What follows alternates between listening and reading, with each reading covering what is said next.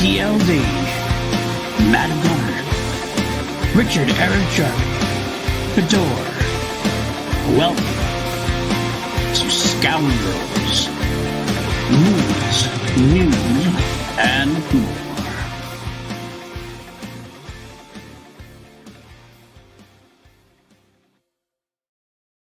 Hey, what's happening, everybody? Welcome to Scoundrels. The most laid-back movie show on the interwebs. I feel like we're getting better every time we do it. Like, I feel like eventually... Do I get a line? So we don't gonna... yet. No, you're okay. just our news guy. You don't count. Okay. We probably could at one point. We'll develop. We'll develop it. We'll give you a line at some point. I don't know what you'll say. It'll be catchy. It'll be the best damn intro on the interwebs. I guarantee you. No matter what Jeff Alterman says. Boo, back to you, sir. Boo, back to you. I mean, I did write the catchiest intro song on the interweb. You did. Yeah, it is. Yes, it is. That's original for Matty. It's original for Matty G. Speaking of that. This guy, I'm PLD. I'm the host here. My guy next to me here, he's my news guy, my man, Matty Gunner. How are you doing, my friend? I'm doing good, buddy. How are you? Not too shabby. Not too shabby. Ready to go. Talk some stuff. And then there's below me, you got the bitch Jarvi. Hey, you named yourself. I'm not here. You are a little bitch today, but it's okay. Bitch Jarvi feeling extra bitchy today.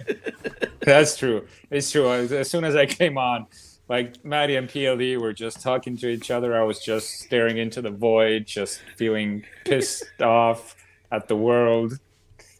There we go. I'm usually the angry, like fuck the world one, but today it was Jarvi. It was. No, but you're menacing, but you're like a Wookiee. You're all like soft inside. It's true. That's true. A big teddy bear. Teddy bear. Anyway. What do we do on this show, guys? We do some news. We do some topics. We do some reviews. We do a little bit of everything. We always start off with the news, though, curated by Mr. Gunner, the newsman over there, and of course added by me and Jarvi when we don't think he's up to snuff, which sometimes happens. It's all good. But you know what? We got about 5 pieces of news we want to talk to you today. So briefly, why don't you go ahead with number 1 there, Mr. Gunner? Okay, number 1 in possibly the most stupid thing that we have seen over the last week. I mean, I kind of get it, but again, it's kind of stupid. And me and Jarvi, as 2 Europeans, are yet to understand the American way of suing. There have been 2 fans, and this just shows the entitlement of movie fans. 2 Ana de Armas fans, of which I am probably one of the biggest. As someone who has seen her up close in person, I can attest to why people would be annoyed at this. Have filed a federal class action lawsuit against Universal because they claimed the actress was not in the final cut of the movie yesterday, even though the actress appeared in the trailer. So you said a class action lawsuit, right? Oh, wow. I can... a federal class action. A federal class action. I wonder if we're involved in that. Welcome to Class Action, what was our tagline there? The classiest movie show on the interwebs. We're back, and scene. Okay, look, Ana de Armas is my future ex-wife. I love her dearly. Whoa. Yeah? We're not getting into this. Of all the reasons. No, but he said ex, though. My future ex-wife. So... Who from the... Is he trying to come back and kick him out? All right. But quite honestly, this is one of the stupidest things I've ever heard of in my life. And Darmas obviously filmed scenes for the movie. Yes, she's in the trailer. Things get cut out of trailers all the time. Hell, in our Star Wars universe, we had the Rogue One cut where Jyn Erso is facing off against a TIE fighter. Not in the movie. You're not going to sue over it. It's a cut. They're claiming, oh my God, I went to see this movie because Ana de Armas is going to be in it, and she's not. Too bad, motherfucker.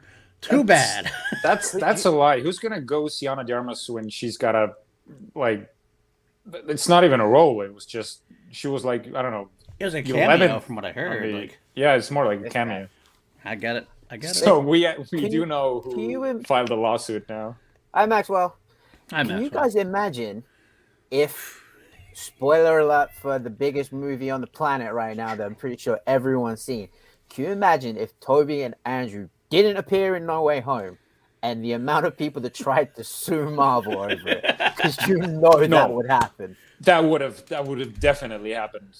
Wow, that definitely would happen. Oh But my there's god. like with the Ana de Armas case, there's actually like grounds because she was teased to be in there and she wasn't. In the trailer, right? No one's used Toby or Andrew in any of the promotional material, so there's no someone grounds. tried. But All right, you know what? I've had enough of this topic. We're moving on. Let's move on to Spider-Man. Next, because of Spider-Man. Go ahead, Matty. It's right. It's a good segue. Speaking of Spider-Man, I told you I'm the segue king. Spider-Man: No Way Home is now the 6th highest grossing movie of all time, passing the wait for it, $69 billion mark. Did you set yourself up? I did. I did. I knew where it was going there, the title open, but $1.69 billion American global box office during a pandemic. During that means that's pretty huge overall. It's a way to show that movies can still succeed even in the pandemic, a matter of streaming and everything else. It's the 6th highest grossing movie of all time. I don't know. Did you guys expect this when it was coming out, or are you guys surprised? Yeah. You're surprised. So you are surprised. Okay. I'm not surprised. You're not surprised. Oh, sorry. No, I'm not surprised. I don't think I expected it. Okay. Fair enough. I was a little surprised, only because of the pandemic, really. I knew it would get up there at some point, but I didn't know it would get there so quickly. And it's proven to be a good sign for the theaters. That and Scream opened up recently very well. It's a sign that theaters still exist, and thank God we're starting to, even if we're fighting COVID still, we're fighting the pandemic still, it does seem like we can have some theatrical success, and that's good for studios. I think that's good for movies overall. It's kind of alarming as well, in a way, because if only Marvel movies start making these kinds of money back, is that, going towards the death of indies, whatever? Like, because there's been a lot of talk that, like, of course, that's been going on for a few years, like, what's happening to the cinemas? Are cinemas going to go out of business? Blah, blah. No, they're not going to go out of business, but they'll only be showing these huge Marvel DC movies, which, is better than cinemas not existing at all, but still that would be kind of sad as well. I don't think it will be just those. I mean, Scream, like I said, Scream opened up and then did fine. I think what you're going to see is more the death of the mid-budget film. That's what you're going to see. You'll see some low-budget films, like the ones that are like, $10, $20 million, that they might strike gold. Like the M. Night Shyamalan. The ambulances. Pretty much. Michael Bay's ambulances, the best kind of movies out there. So it's interesting to see. I'd be interested to see how it develops from there. I don't think we're in that dire straits, but I definitely see the reason why people are getting a little concerned over it. I mean, you have, if I'm not mistaken, No Way Home, it hits digital at the end of February, and it's still in cinemas. It's still in theaters, and it hit end of next month. Okay. It's going to continue running all the way up till the digital release. Do you think it's going to beat Avengers Infinity War, which is at $2 billion? I don't think it's that far. I don't think so. I think it'll scrape it, but I don't think it'll get that far. In the what if category, though, what if this hadn't been a pandemic? Would it have? I don't know. Yeah, maybe. I think that this movie is not affected by the pandemic. I think the numbers would have been very much the same. That's an interesting thing, and I know in some ways I almost feel like this might be a weird thing to say, but I wonder if the pandemic numbers actually not helped it, but I feel like people are waiting to come back. They want life to come back to normalcy and everything else. So this is when they're like, well, we're not going to go to any movie because of the pandemic, but we'll go to this one. Well, we'll risk it. We'll get vaccinated. We'll mask up for this one and then not worry about it. So maybe this was the kind of almost got that COVID response in a way. I don't know, potentially. I do have a question in the chat that I'm interested in real quick. Ryan Christensen wants to know, will the Batman surpass Spider-Man in the box office? Well, I mean, judging by the clip that we saw yesterday, I mean, it very well could. I don't think it will, but I think actually my prediction is that the Batman will be, better is subjective, but I'm going to guess the Batman will be better than No Way Home, but it's going to break $1 billion, but not more than 1.2. I think there's no way Batman beats Spider-Man. I do think that Batman probably breaks $1 billion. I did say as in the Action Guys on Sunday. If you happen to catch that, No, but you were muted. oh, for part of it, that's right. You didn't come through. Yeah. That's right. That's a Ben tech issue. Surprise, Ben maybe had tech issues. I will say that I think that this has a good chance of making $1 billion if it has good word of mouth. If it comes out and there's good word of mouth, it makes $1 billion. If not, I think you're going to see I wouldn't be surprised to see an $850 million range kind of thing. That's still going to be great. Oh, it's still great. It's still great. It's definitely. I mean, the words "the Batman" will just get people to come to theaters at this point still. And I think Matt Reeves is a loved director. I think Pattinson's been accepted. I've been pretty much accepted as Batman at this point, even if I am one who is still a little not completely sold on it, on Pattinson as Batman, as far as the trailer and the clips go. But either way, I do think that this will not meet No Way Home, but it will come close. And with that being said, look at that Captain Segue to our next piece of news. Well, as you mentioned, Captain Segue, a clip was released of, it was a funeral from the Batman movie. It seems like, I don't know, it was a funeral. We see Paul Dano's Riddler. A car comes driving through the middle of a funeral. I kind of didn't know what to make of it. A lot of things going on at once, I thought, and I was kind of like, okay, I really did like the moment where Battinson looks up and he sees the figure, which I think could be Dano's Riddler. I think it was. I think it's supposed to be. Do you think it could be the Penguin as well? Because you can really tell. He was too skinny to be the Penguin, I think, to be honest with you. In my own... I could be wrong. Maybe I'm wrong. No, he was wearing glasses as well, though. I don't think the Penguin is wearing glasses. But then you get Peter Skarsgård coming out of the car, and he's got like some contraption. I think that's scary as fuck. Yeah, I think it was like Ben O'Doon said that it looked like something out of Saw. Yeah, exactly. I was like, oh, here we go. For everyone saying we want a gritty Batman movie. Oh no, it's not R-rated. It's not going to be gritty. It's like, get a load of this, because this looks pretty gnarly to me. No, it's not Bruce's parents that's saying anything like that. This is I think it was the mayor.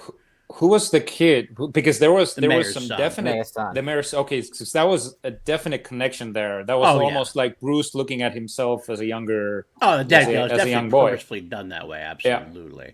Yeah. Which was like, it shows. I'm sorry. That shows exactly like we're getting the grittiness, we're getting great action, but I want that hard hitting drama in there. Like with 3 hours, I feel like we're gonna get the best of both. I will say that I was not as amped on the trailer as a lot of people were. Like I liked it. I was excited about it, but I wasn't like. This actually got me more hyped for the movie than the trailer did, and it's because of the tone. It was the tone of the movie. It encapsulated. I was really on the edge of my seat the whole time. It encapsulated a lot more of the feel is going to be, and if that's the feel of this movie, I'm all in. I'm all in. Even if I'm not sold on Pattinson yet, I'm already sold on Dano. That won't take me long. I think I'll get apt to Pattinson. I did talk to Monty last night about it a bit. He says that this Batman's supposed to be a recluse who hasn't been out.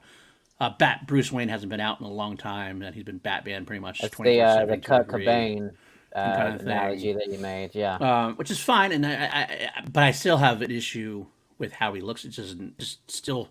It feels to me like Robert Pattinson is dressing like a kid dressing up as Batman instead of being Batman. My Chemical Batmans. Right, in a way. But I mean, in the grand scheme of the context of the movie, it might work, and I'll take a look. I'm definitely open to it. I want it to work.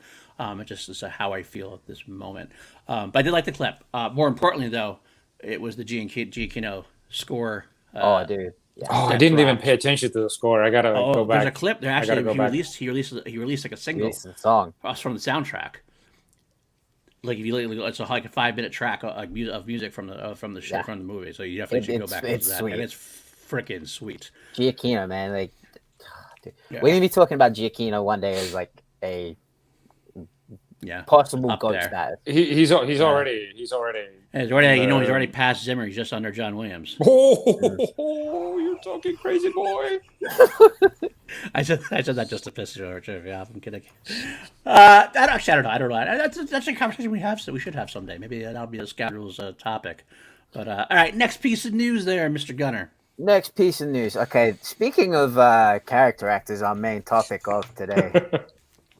I thought this was kind of weird at first. I thought, why the hell is Daniel Radcliffe doing this? Is Then I that thought a about it. weird news bit? It's very It is weird. a very weird news bit. Daniel Radcliffe is to be starring as Weird Al Yankovic in a Weird Al Yankovic biopic. That is almost as dumb as the Ana de Armas news. I am completely sold on this. I am I am 100% all in on this. Yep, me too. I'm a big Weird Al fan growing up. UHF was a great film, great comic film. I think Daniel Radcliffe is doing this. I think this is a brilliant move for him. He's like got to take himself shows he doesn't take himself too seriously, and I think he's committed enough to things that I think he can commit to that kind of crazy energy that Weird Al needs. And I can't wait to see what happens with this. I think this could be a lot of fun.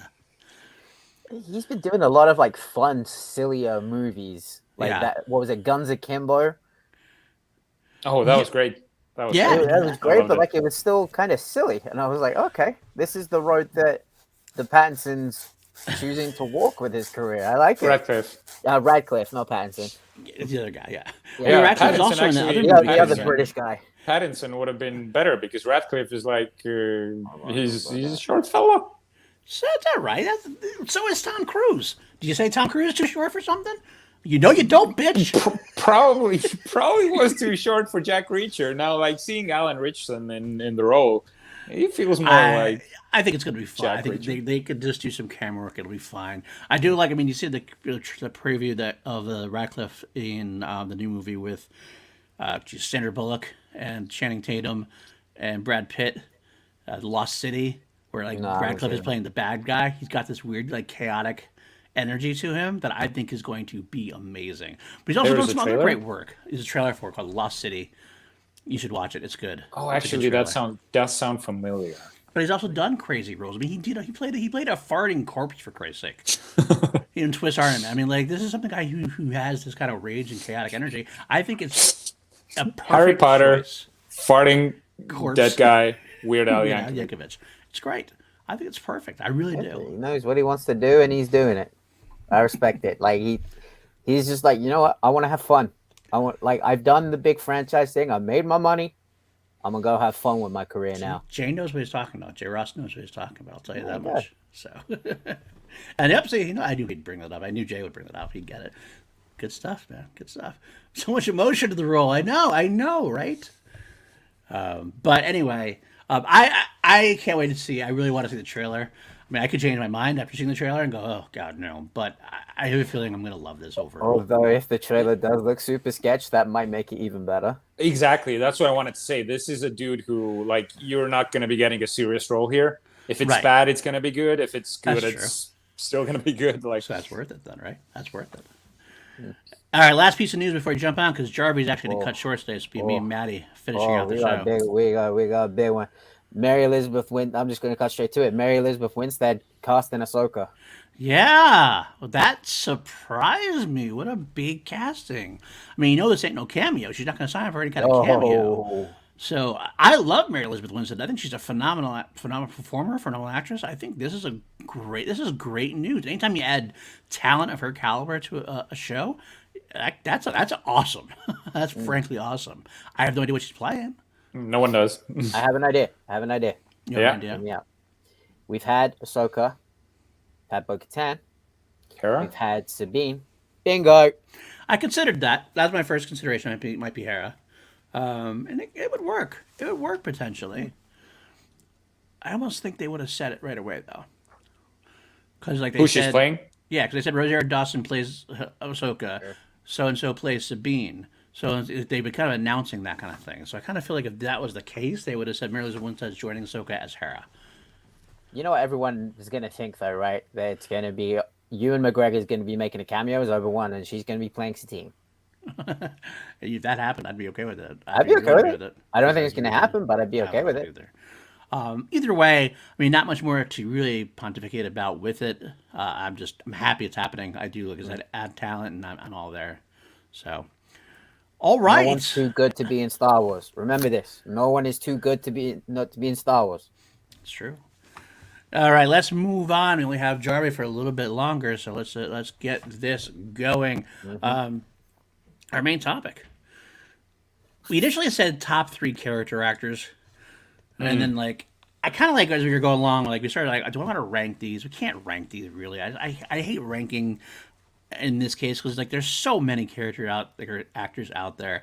I went through it myself, and I'm going to tell you real quick. I decided also not only to go with some of the big ones. Well, first of all, I was given a rule I couldn't pick Ed Harris, Yeah. Yep. which That's is out fine. Which is fine. It was a rule. I won't talk about him. I get it. I get it. He's the greatest, but I won't talk about him. there. You just did. I did anyway. So I found a way to make it work. But I also decided when I got that rule, I looked over it. I don't want to put anybody out there who's just well known. Not that they're not well known, but they're already well celebrated.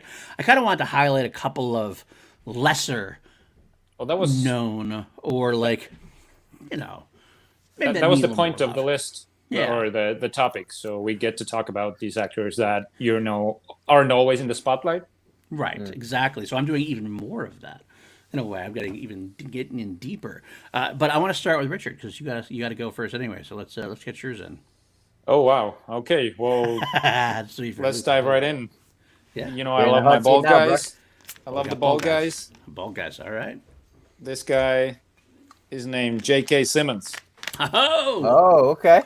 that was actually one of my choices at one point. But at one point, He has reached this level, like whatever he's in. When you see J.K. Simmons, you are fucking ecstatic because you know you're gonna be getting. He kind of has this Ed Harris quality about him. He's always in it for 1,000%. Like whatever role it is, he's in it. He can do comedy. He can do weird stuff. He can do super intense stuff. With, of course, the Whiplash. And if we're talking about his super funny stuff, I would go to Palm Springs. you can mention both. I of those, think actually. I think that was Palm's, like JK made Palm Springs for me. Yeah. J.K. Simmons is a phenomenal performer. I think he is a person who is great. The greatest comic book casting of all time was his casting as J. Jonah Jameson in the Sam Raimi Spider-Man. Oh, I thought you were gonna say you were gonna be talking about Justice League, which is also great casting. He just didn't get a lot to do in there. Didn't get a lot to do, unfortunately. No. I loved him in everything he's been in, all the way back from like The Ref in 1994. He was in, like I said, Spider-Man, Hidalgo. He does commit Oh my god, I love Hidalgo. Yeah. wholeheartedly. He definitely goes all in. Whiplash is, of course, great. Every time you see him, you know he's going to give you Exactly. quality. And yes, he goes balls deep. Balls deep. I love the guy. I love the dude. Good choice. A very good choice. Matt, you want to go with your first? Yeah, I'm going to go with my first one. I'm going to go with Miss Anna Kendrick. Anna Kendrick. Like top, like wow. Oh, okay. I mean, you look at her, like, Wow. I'm just going to come out and say it. I've seen the Pitch Perfect movies. They're not bad. They're fucking great, dude. I love those movies. I didn't hate them, obviously. Scott Pilgrim versus the World. Great. Yeah. And then you go to The Accountant. She's good in The Accountant. She really is. Right? She is solid in The Accountant. I'll give you that. Okay. So, yeah, my number 3, Anna Kendrick. I like Anna Kendrick a lot. I do think she doesn't get nearly the acclaim that she should get. She tends to be left in the background. Some people actually inexplicably don't like her. And I'm not She sure. has this quality, like this annoying quality about her, which she makes it work. But to a lot of people, they're like, "Oh wow, well she's annoying. I don't like her." That's kind of I'm not her. people, but yeah, I get it. That's kind of her thing that she does in Davidson. Pete Davidson is currently directing Bill Hader, according to the internet. Pete Davidson's dating everybody, according to the internet. That's true. I Okay. fucking hate Pete Davidson, but that's okay. Anna Kendrick. That is I a like it. surprising choice. It is a surprising choice, but I'm here for it. I like it. Okay, I'll go with my first one. The funny thing is, I had like a bunch of. I listed like 50 of them, trying to figure out which I wanted to do. I was like, I wanted to do Rickman. Do I want to do Harry Dean Stanton, Brian Cox, Paul Giamatti, Gary Oldman. Why didn't I think of? Why didn't I think of Oldman? God damn it! Gary Oldman was actually one I actually had on my list, but then when I decided to go more for lesser known, I decided to take him off my list because he's just so well known and so well celebrated. Chris Cooper is another one. Chris Cooper was on my list.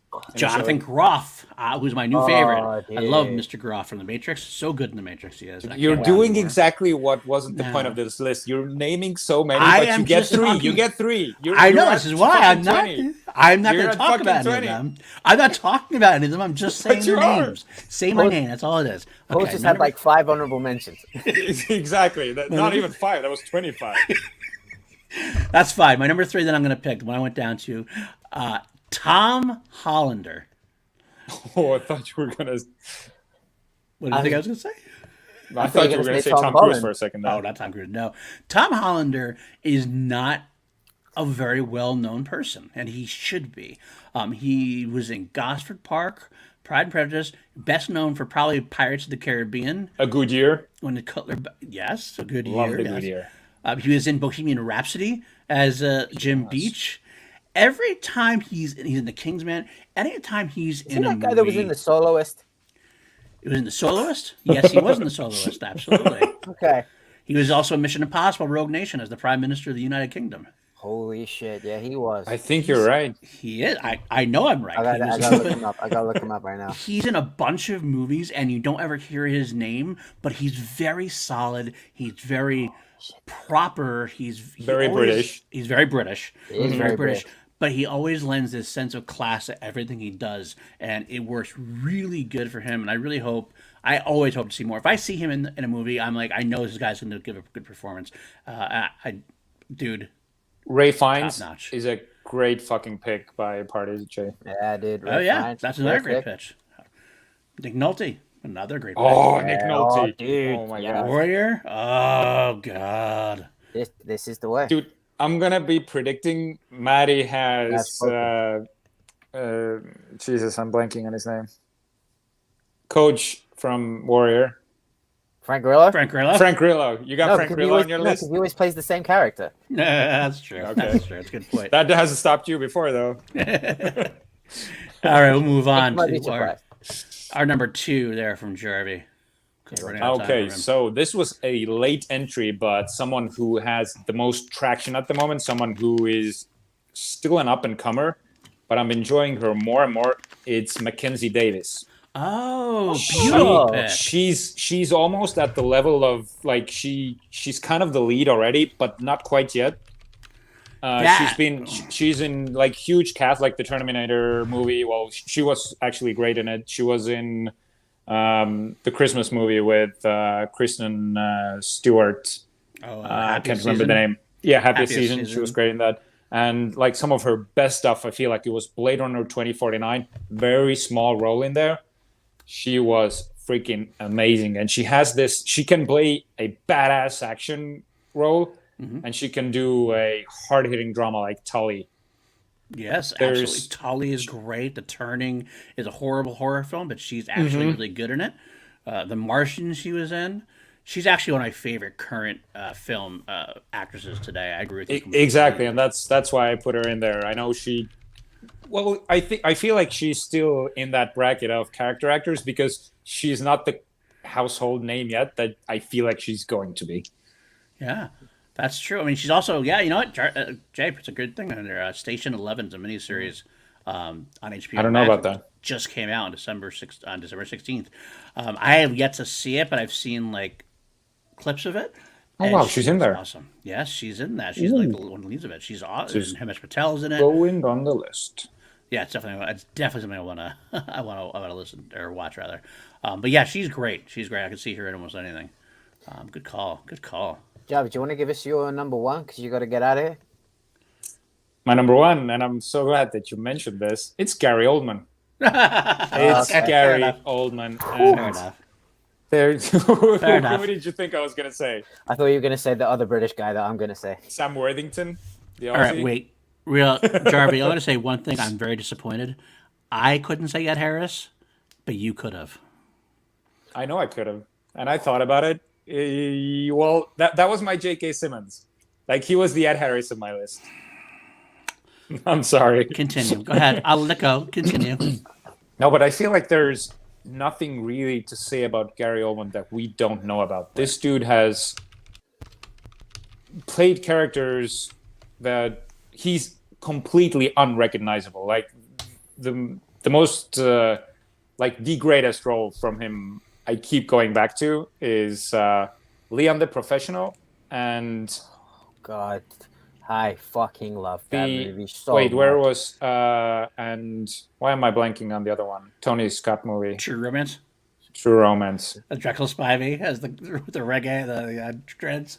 So unrecognizable in the role, but so good. Completely unrecognizable, and also can do roles like he's British, so there's roles like where he played Churchill. He was amazing in Tinker Tailor Soldier Spy, and I feel like one of his latest ones that he's most known for is Commissioner Gordon, of course, yeah. Which was I feel like he elevated Commissioner Gordon to like new heights as a character.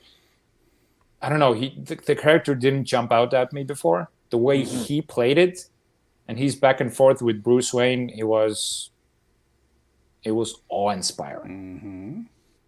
Also, Sirius Black in the Harry Potter franchise. Oh my God, yes. And you also forgot Yes. the phenomenal film starring Jerry B. Hunter Killer. Never forgotten. That movie is never forgotten from my memory. Fifth Element's another one that's great. He is one of the greatest of all time, no doubt on my mind. Like I said, I would have said it myself if it wasn't for the fact I just wanted to kind of highlight some other lesser knowns. So otherwise, I totally agree with you, my friend. I want to hear yours, your last ones, and then I gotta be off, unfortunately. I hear you. No, that's it. Okay, so you want to go? Wait, where are we? Is it me now? Number two? Or did you do? You did your number two? I haven't done my number two. Then you do your number two. Okay, my number two. I mean, he is one day, I believe, going to be one of the greatest of all time. Complete unknown when we first saw him, but favorite in all of our hearts, Mr. Christoph Waltz. Oh, good choice. Good choice. He is just... When he plays a shit weasel, you really hate him. When he plays a villain, you really fear him. Like, he goes so all in every character that he plays that he brings like the highest level of emotion out of you that he wants to get from you. Like, if he wants you to hate him, you'll hate him. If he wants you to be afraid of him, you'll be afraid of him. And yeah, he's just incredible. He's just amazing. Back-to-back Tarantino movies. And such great performances in both of them. Yeah, no, I agree. Christoph Waltz, I want to see more from him. He gets to do his action pieces, gets to do the Bond stuff, he gets to do the Quentin Tarantino stuff. He's got to do some funny stuff as well. But I agree, he's got a lot of potential for even more. I think that he'll eventually. I think he's like next level down at this point, but I think he'll eventually get to that point where he's considered one of the greatest of all time. He peaked too soon. Like, Glorious Bastards came out, then Django Unchained, and he peaked, and his roles from there have they've still been great, but no one has gotten what Tarantino got out of him. I feel like that's not to disrespect your list and your number one. I think no, that's awesome, but it feels like he just peaked too soon. That makes sense. Makes sense, man. All right, I'll go with my number two. This is a very... I think Christopher Walken disappears into every role he's ever been in, like McBain and Jay. That's a sort of an inside joke between myself and Jay. But I love Christopher Walken. You know that Christopher Walken's one of my favorites of all time. But that's so McBain, when he ever watches that, if you're watching that movie, there's one scene that he does the best, where he's watching on screen, he sees all this, like, has his fellow soldiers died, and he just like has this reaction like, I can't even do it properly. Only Christopher Walken could do it. It just works so well. Whoa! Well, and yes, he's actually another one. Walken's another one I definitely considered. If it wasn't that he was a little bit too much of a caricature for what I want to do. I love him and everything he's in. Probably one of the best parts of Wayne's World too. Yeah, absolutely. What I wanted to highlight, the person I wanted to highlight was actually coming from a recent viewing I did. I started doing the Conjuring universe again for two mediocre white dudes on film. And I want to highlight Lily Taylor, who was in the Lily first Taylor. Conjuring as the Oh. the wife, the mother who gets possessed. Yeah, she's awesome. And she's been in so many movies over the years that you don't even think about. She started off with She's Having a Baby at Mystic Pizza. She did like Cold Fever, Four Rooms, High Fidelity, The Haunting with Liam Neeson, Brooklyn's Finest, Public Enemies. She's gone from like popular movies to little independent movies, a couple of foreign movies. She's never known. Like you never tell. Like she's not a household name in any sense, but if you see her, you're like, oh, I know her. Correct me if I'm wrong. Was she in Say Anything? Was she in Say Anything? Yes, she was. Yes, that's who you're thinking exactly the right person. Okay, yeah. It is a wonderful. She is really the definition of supporting character actor. She's never going to be someone who is a leading lady. She's not a leading lady person at all. She's not going to do that. But she does her job so well for everybody else that I don't know what else to say about her.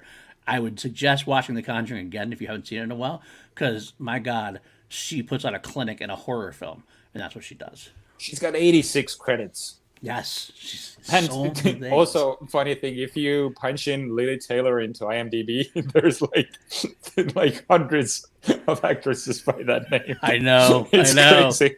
It's freaking crazy.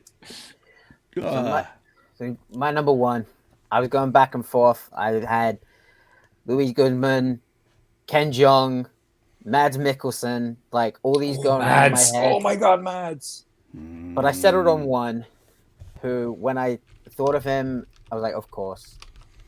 He's British. He's a legend.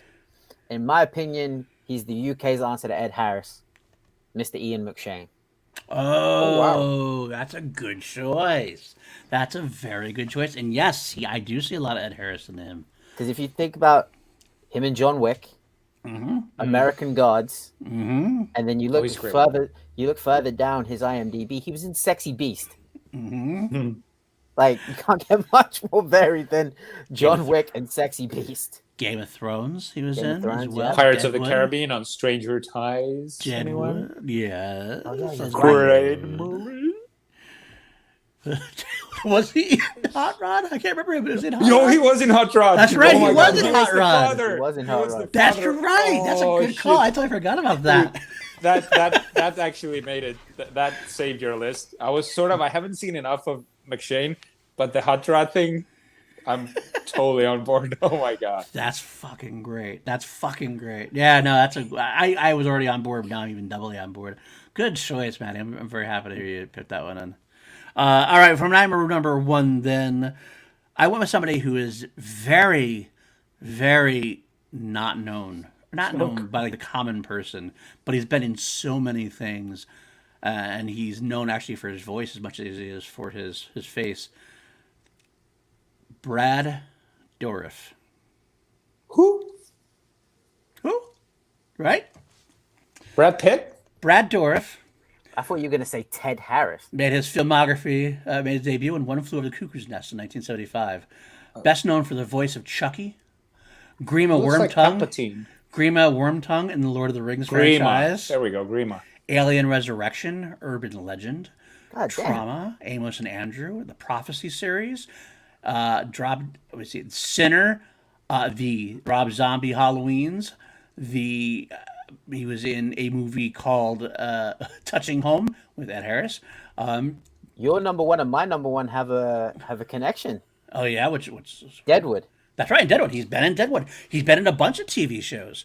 He's been in Tales from the Crypt. He was in Equalizer, X-Files. Equalizer, X-Files, The Hitchhiker, Babylon 5, Ponderosa. Of course, he's got the Chucky once again. He was in Once Upon a Time, Agents of S.H.I.E.L.D. He has been in so many, he's not in a lot of, consistent stuff, but he makes appearances all over the place. And I tell you what, I have never once seen him give a bad performance. He's been in some bad movies, but even then, his performance, a lot of people don't like the Rob Zombie Halloweens, and I get it. I'm a defender a little bit to a degree. I like him, but his role as Sheriff Brackett is awesome. He is top notch. So, and the Chucky show was actually very fun if you get a chance to. So he's really good. I love him. I want him to get more respect than he has at the moment. He has a very distinctive look, like sort of almost like Steve Buscemi has this. Well, Steve Buscemi was actually on my list as well. That's sort true. of That's a good one. Fuck yeah, Steve Buscemi would have been a great one. Yeah, it is. So, but he also got he was in Dune '84, Mississippi Burning, a bunch of things he's in. But anyway, that's all. That's our list. I do love Brad Dourif. I hope he gets more known. I hope all of our people get more roles because all our list is pretty solid, I have to say. But with that, I know Mr. Bitch down here has to get going. Mr. Bitch has to get going now. Where can the folks find you, buddy? Yeah, Yuki, I want to say Brad and Matty, but PLD and Matty will keep on talking. They'll be discussing their view of the week and, of course, the new episode of Boba Fett. So stay here with Matty and PLD. But I'll be back next week. We get to talk maybe some music-related movie stuff. Anyways, I'm off. Thanks for hanging. I'll see you guys next week. Have a good show. Take care, buddy. Take care. All right, so now it's you and me, Matty. Now it's us. Just the two of us. That's the two of us. So let's get right into it. Well, of course, we are not the Scoundrels of the Force anymore. We are just Scoundrels, but that doesn't mean, of course, that we're not going to get into this week's episode of the Book of Boba Fett. Yeah, let's talk about it. That's a good idea. Let's talk about Jarvi. Matty. So handsome. So talented. Yeah, he is our eye candy. Our eye candy definitely dropped down a little bit. Speaking of eye candy, Bidoor, what's going on? She's supposed to be on our show, but she hasn't been on our show yet. But she will eventually, I guess. I'll keep her in the thumbnail for now, right? She's too busy, looking after the lions. Oh, she's got a lion. She's got dogs. I mean, she's going nuts out there. But I mean, I love her anyway. So, but let's talk about the Book of Boba Fett this week. What were your thoughts on the overall thoughts on this week's episode of the Book of Boba Fett? I really, really, really liked it. Okay. All right. I enjoyed it. I thought the threat of what is to come is starting to increase. We've got 3 episodes left. I think it's really starting to get to that fizzling point now. I do feel we went a little bit too long on the flashbacks. I think the pacing of the flashback. I normally hate when people go to, why didn't I like this? Oh, because of the pacing. I usually feel like that's that's a little bit of a cop-out kind of answer. Now I get it. After this week's episode, now I get it. Okay. Because I felt the flashback sequence getting to Fennec. I think the scene in the mod workshop could have been cut down a little bit. Okay. Okay. I will say real quick, I'll jump on that train for a minute. I think the show overall is definitely a slow burn show. It always has been. I do think there are some things that could have tightened up a little bit. I feel like maybe this is a 6-episode show instead of a 7-episode show, maybe. That might be what's going on. But I have enjoyed much of the slow burn because I don't need this to be an action-packed show the entire time. And I've really enjoyed getting to get to know Tatooine. I've said it before. I feel like I know Tatooine a lot more now than I ever did before with all the different stories. Tatooine, as he would say. Yes, exactly. I love getting the ideas of the Tuscans, but I'm glad we kind of left the Tuscans behind finally. I do like that aspect of it. It's interesting to see. It was interesting to see where we caught up as far as the Mandalorian goes. We got to see that episode, obviously, the moment where we got to see from Boa's perspective, the Mandalorian season episode where Fennec Shand was left for dead on the sand of Tatooine. And they took the spurs out. Yeah, very they thought we wouldn't notice, but it was okay, we get it. You wanted us to know it was Boba Fett. Yeah, that's pretty much what it was. And of course, they take her to the mod parlor, which I kind of like the idea. I think that was a great way to go about it. You find out retroactively that they know the mods, or they know of the mods, and that hang out there a little bit. I did like that aspect to it. I think it went a little. I wanted a little more to happen in the present tense at this point. It kind of feels like it's a lot of set up. But I do feel like the payoff's going to be worth it. Yeah, I think so too. Especially when you had, God, I hate that he calls it the fire spray ship. But when he said, "Okay, we're gonna go get my ship from Jabba's palace," I was like, "Oh, here we go." And then you had that whole sequence of them like breaking into the power. I mean, you had the bonding experience between the two of them at the start. Him telling her, you know, I can give you some. Oh no, that happened a little bit later on. But still, like him trying to talk to her about his vision of building a crime family, saying, you know, I'm tired of people like us getting killed by people who have no idea what they're doing. Like, Right. we shouldn't be doing this. Like, we should be working together. And that's been his whole point of like bringing bounty hunters together, bringing crime lords together for the greater purpose of making money. Right. And then you have him go to get his ship, and I thought the General Clevis, as I call him, I like that. I like that. the kitchen droid, because they even did the arms where they went out like that and they started they started spinning. Yeah, that was nice. That's funny. I thought that was very fun. And the gonk droid getting shot, I didn't like that. Poor Gonk. Didn't like that one bit. Poor Gonk. What did you think of that sequence in the palace? I liked the sequence quite a bit. It's a lot of fun. They broke in, getting to see them fight droids is fine. Getting to see the battle sequence there reminded me a lot of like some of the sequels trilogy stuff, like the landing bay fights we've seen to a degree. I do. It was kind of strange that Fennec had to get out to start using the sound detonator things, the sound charge, whatever that. I can't remember the name of it right now. But the famous ionic sound one, wrong. Seismic charge. Seismic charge. Thank you. Couldn't remember the seismic charge. It was kind of cool getting to see that again. Of course, I don't. Oh yeah. I don't think you can overuse that, at least for me. No. But we talking about when they go to the Sarlacc pit, right? Yes. Yeah. Eventually, it was good. I did like them visiting the Sarlacc pit. I thought that was great. It was kind of a stupid thing for him to do, but like to kind of go like that, it's kind of like, well. When I saw them flying over it, I thought they were just going to fly over it and drop the seismic charge into the pit. Okay. Enough out of you guys. I got him, guys. I got him. I finally got one. You did get. I finally got one. But I'm just old. I thought it was interesting that they were like, "Oh, I've got to go get my armor," because as someone who has been hit in the head, as someone who has been knocked out, you don't remember anything that happens around that time. So like, I completely understand like him not being remembered, getting beat up and knocked out by the Jawas. He's probably thinking my armor's around here somewhere. Right. I gotta go back to where I lost it and find it. Right. He probably doesn't know that the Jawas knocked him out and made off with it, because you don't remember. When you get knocked out, you don't remember what happened. I do remember some people were complaining about that. I thought the same thing as you did. I was kind of like, yeah, but he kind of broke free, but like it was a very traumatic experience. He just got fucking eaten by a big monster and fought his way out and then just passed out. I mean, and then he woke up and was gone. Like that's what he doesn't remember everything that happens at that point. That made complete sense to me. Yeah, brain trauma is not fun, guys. Like you don't remember anything that happened. The one shot I did love. There was one shot that I really did love, is when he's flying by, and this is when I started calling him Boba Petty. Is when he's flying behind the Nikto speeder bikes and he just looks at Fennec and just goes, like, "Watch this," and then just blasts them to smithereens. Yeah, completely wipes them out. And I was like, oh, that's why you went to get it. Okay. Do you think the Pike and Jaya's gang is going to work together? Maybe. It's kind of, I don't know about that. I'll have to see about that.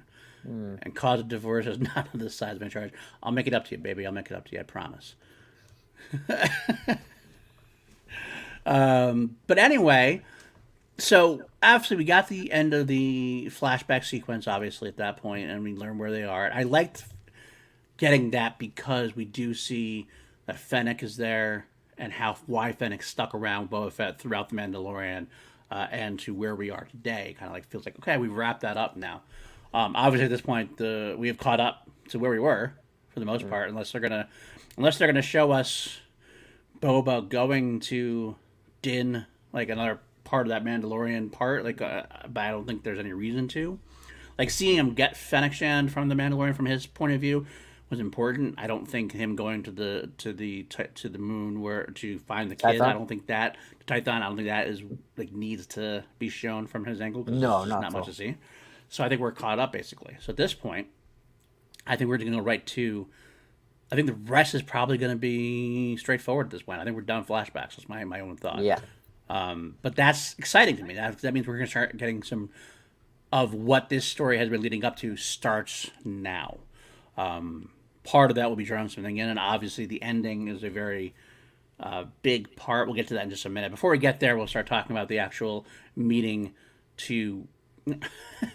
No reason to show us. No, look, but no reason to show. Like from his point of view, there's not much missing. Like we were missing that side of the story. We weren't missing. We're not missing that part. This part. Plus, of the story how do you know we're not going to see him? We might see that. Yeah. How do you know? Like Dave might still be there. Maybe Maybe he goes to find Din because he wants Dave's help. Maybe he doesn't want Din's help. Maybe he goes to Din, sees that Dave's not there. He's like, oh well, fuck you then. I came to get the Jedi. What do I want you for? I want the Jedi. I'm really banging her man today. But the end of the episode, we do have the meeting with all the crime lords of Tatooine. I did love the Rancor bit. That was nice. That was fun. It showed exactly what he's willing to do, even if he is being respectful. He kind of, I wasn't sure how I felt about how easily he capitulated in terms of, all right, fine, then don't help me. Like, I don't know if he would have, I don't know, would he like, I almost felt like Boba Fett, I wanted him to make them capitulate more to him. Mm. But at the same time, I guess if he's going to stick true to this whole respect thing, it makes more sense, I guess. Yeah, and I think it's kind of like, because if he kept going on, he'd be like, well, like the more I harp on at this, the more they're probably going to just stab me in the back. Right. 100%. So if I just say, hey, look, don't get in the way and we're cool, right, he's nipped it in the bud. However, I don't think that's going to stick. Yeah, I think they're going to get involved as well. Before we hit the ending, we did kind of skip past the Black Chrysanthemum part, which is kind of fun. I thought that was a very awesome part of the show. It rewarded the expanded universe fans, like the long-term Star Wars fans. We get to see that because Wookiees and Trandoshans have this long-term hatred of each other. But if you just watch the movies, you don't really know that. This doesn't care if you've seen it or not. You just goes ahead and shows you, and of course you get a Wookiee ripping an arm off of somebody. It makes that it's one of those nods that are good nostalgic nods. It makes you smile that a Wookiee's doing it. I do love so much seeing Black Chrysanthemum ripping through some Trandoshans, and then Boba Fett saying, "I got your job," because I love them teaming up. And I love how it was kind of like he met Garsa Fwip halfway, because she was like, "Look, you've run up a hell of a bar tab," which often enough we do. Yeah, we know what that's like. And he was like, "Put him down, and I'll wipe your slate clean."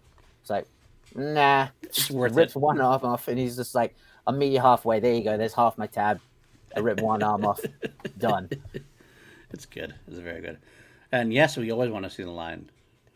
But anyway, going now towards the end, they let the crew go. Boba Fett and Fennec start talking about muscle that they could possibly get with the reserves of cash that they have, and we then hear a certain theme song play. So of course that's going to rip us, and we're going to see Din. Now, do we think is Din coming next episode? I think he's coming at the end of next episode. I think they're gonna have to find him, and I don't think he's going to be the first person they go to. Oh no! Okay, all right. I think we're gonna, if there's ever, and shout out Matt Thomas, me and him had quite a fair, not heated debate, but quite a intense debate about this. If there was ever a time and ever a director to give me what I want, Antonio Banderas as Hondo Ohnaka, now is the time to do it. I'm all on board with that. But no, I think we'll get Din towards the end. I don't think he'll be there right in the middle, because it will set up a good story of trying to find where he's at in the galaxy right now. Because obviously Dave's gone off to Jedi summer camp, so I think this would be a good way for us to kind of gauge where is Din right now. Yeah. What's he up to? Because we don't know. Because now I believe at this point it has gone past Mandalorian season 2 at this point. But I don't have a Discord, so I don't know what you mean unless you want to just come on StreamYard. I don't think you can, but if you can, then that's okay. We'll see it later, I guess. But I agree. I think we'll get Din. I would like to see him go to some other people first, and maybe to get some people first. I do like to see. I hope Honda does come. I hope Hondo's in at least this. If not, maybe he'll be in Ahsoka. I just want to see Hondo. I don't care. And Antonio Banderas is a inspired casting choice, especially if he's in a Robert Rodriguez directed film. So I'll give you that. Or show rather. So I'll give you that. I do think we get in next episode, but I'm actually more interested now about what happens with the episode after that, because of course the episode after that is the Dave Filoni episode when he's going to write and direct. What happens then? And my prediction still at this point is the Pikes are going to realize, I think that Boba and company are going to fight back against the Pikes next episode. That's why I think Din's going to come earlier on. So I think they're going to have some kind of attack or something, some kind of little interrupt something. And then the Pikes are going to realize that they need to get some backup of their own. And they're going to get back a certain bounty hunter to make his live action debut, possibly. And we're finally, hopefully, going to get Boba Fett versus Cad Bane. That's my thoughts. That's my hope. But yes, that's my goal. Especially because if Boba has to go off planet to find Din, he's going to be there protecting the palace. The mods against the Pikes? That's a great question. Holy. Maybe that's going to be, we're going to see where we go with that. Hold on 1 second. All right, sitting there, the link. Bidoor, just so you know, you're in our, I'm going to send you the link, Bidoor, but you're actually in our Facebook chat, and we always put the link in there. But that's okay. But, yeah. And yes, he did miss the character actor discussion. You have to cut back a little bit. It was more towards the middle of the show. I'll give you that much. I don't do timestamps, but I'll give you that much. But, who complete fan casting? Who would you want to see as Cad Bane? That I have no idea. It's so hard because like you can't think of anybody who's. I mean, already because he's so non-human looking. There's got to be somebody really cool, somebody really talks. I mean, honestly, I would have said, Timothy Oliphant. To be honest, that would have been one of my casting. But like, obviously, you can't do that now. Well, we're gonna have a special guest real quick. It's Luna. That's phenomenal. That's a real life line. That's a real life line. That's a big pretty tat. She's so mad at me. Oh no! Why is she mad? I went to work all day and I didn't play with her. Wait, hold on. That's not at your work? No, it's in my It's home. your house. Yeah. You have a lion? Dude, that's some Mike Tyson shit. Luna, come here. Come here. Luna. Bidoor is come Mike here. Tyson. Wait, Oh my god. wait. Let me see. Can I get there? He's gotten very big. He's gotten Luna, very come big. here. Is she like looking at a reflection of herself? I thought cats hated that. Yeah. Oh my god, did you hear that? Oh my god. Come. Hi. I don't know. Wow. Who's here. Yo. Hi. Aw. Little baby. So yeah. Oh, headphones fell out. Look at Luna. She's so cute. By the way, I can't see the comments.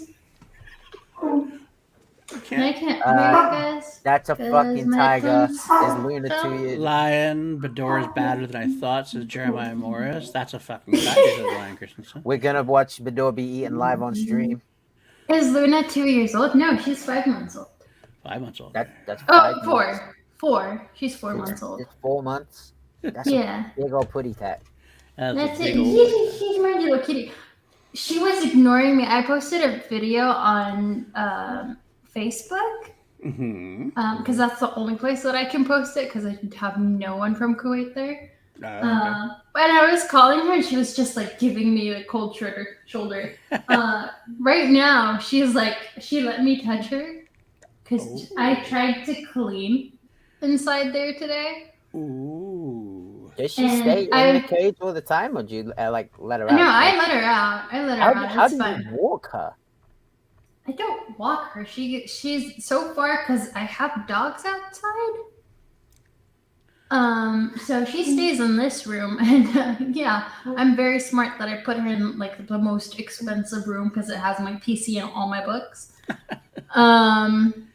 But yeah, so I put her in that cage.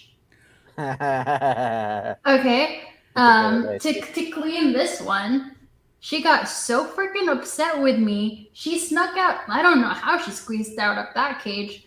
And she just sat in the other cage. And she hates cleaning tools. So she's like, get out. And I was like, fine. I would be less worried about her squeaking her way out and more of her way tearing her way out.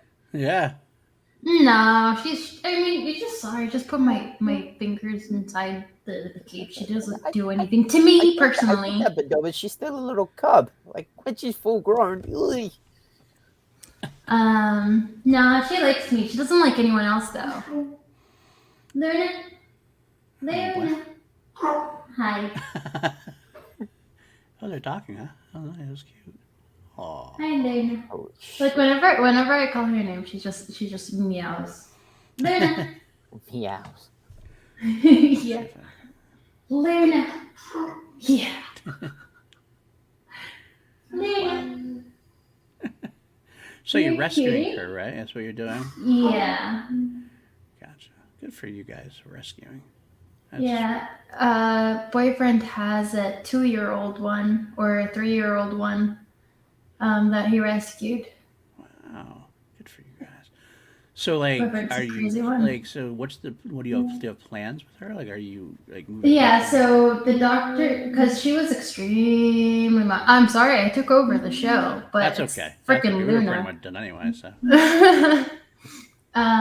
So she was extremely malnourished. Yeah. Oh, she's so cute. I can't. Her eyes. I can't. I love you. Oh God. How am I gonna let her go? I don't know how. We're gonna do it eventually, huh? Yeah. So she was extremely malnourished. Like you guys saw her. She was standing up. She would not stand up the first day I got her. She would fall. So I was feeding her. I tried to, I don't know if it shows, but like on her head, there's an injury there, but she keeps bumping her head into stuff. So I guess it's normal. The doctor's going to come see her soon. And then he'll be like, no, either keep her for a little bit more time or, it's time to take her away, and I hope it's the former. Well, all right. This is actually where we are going to end the show. Thank you, Bidoor, for bringing on Luna, and it's good to see you on the show, even for a brief moment. Much love, and we will see you soon. Okay. Yeah. Bye. Bye. Bye. All right, so we're going to end the show today. Actually, anything else? We got Boba Fett. We'll be back next week talking more Boba Fett, of course. Matty, where can the folks find you? You guys can find me at my socials, which are in the description. You can find me here every week talking with PLD, the man, the myth, the legend himself, to my left, right, whichever way you're looking at it from. That guy right there. And Richard-Erik Jarvi, who has... Mr. Bitch. Mr. Bitch. That's the new name, man. And yeah, you can find me there. You can find me every Thursday and Sunday now that the UFC and MMA has started up again, boxing started up again. Wild Jones Podcast Network every Thursday and Sunday talking about the weeks in MMA and boxing. Big fight card that happened this weekend. We're going to be talking about that Thursday. And yeah. Oh yeah, February 11th. Alton Live Lounge. If you live in the UK, come watch me and my old band Aftermath of an Empire. We're doing a one-off reunion show. Come check that out. I will have the stream link for it for anyone international that wants to watch it. I'll have the stream link probably sometime this week. Yeah, you can find me there. Sweet. All right, you can find me at Paul_Denizio on Twitter. You can find me. Okay, here we go. You can find me every week here on Scoundrels of the Force. You can find me on Action Industry channels on Fridays and Sundays. Actually, not Fridays. I'm sorry. On Sundays during the Action Guys. You can find me sometimes in the Rundown recently on this movie trivia showdown page, doing stuff with that. You can also find me doing my own podcast of work on PLD projects here. It's also going to be on the Buzzsprout. I'm going to put the link in the chat right now. These are where you can find the first 5 episodes of Two Mediocre White Dudes on Film. That's me and PJ Campbell going through horror franchises. We just went through Scream. And now today we're actually going to be recording the first episode of The Conjuring. And that's going to debut next week. I do Next enjoy week, The Conjuring. start going to the Conjuring universe and go through all the films in the Conjuring universe one by one. And also, this week will mark the debut of Crown Jewels, A Journey Through Queen. First episode dropping on Wednesday. Actually, it's going to be two-prong episode. It's going to be episode 0, which will be kind of like a guide to this show.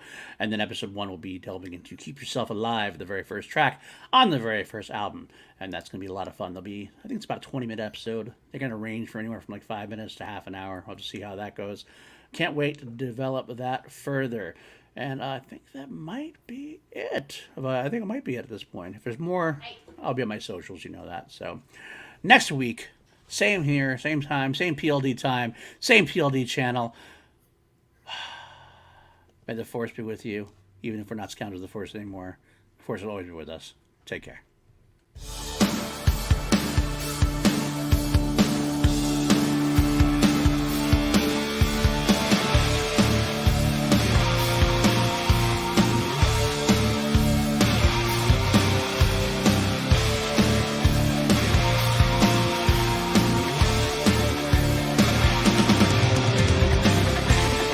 PLD, Matty Gunner, Richard-Erik Jarvi, Bidoor.